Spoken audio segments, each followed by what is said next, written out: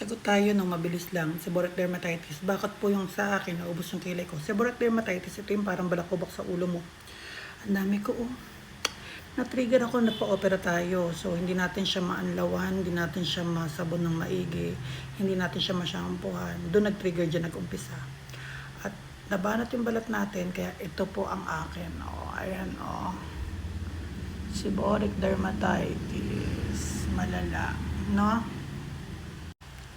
At opo, tama kayo na kapag may seborrheic dermatitis ka, kapag gumagapang siya sa mukha, ay nauubos yung kilay mo.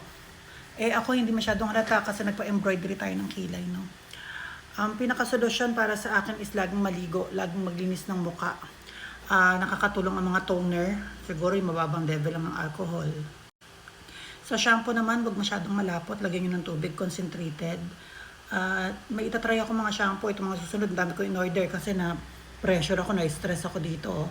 Kaya pag nag-order tayo ng tingin natin mga trending at itatry natin at ilalabas natin sa inyo kung ano talaga yung makakatipid or makakatanggal ng seborrheic dermatitis. Titignan natin kung saan talagang produkto.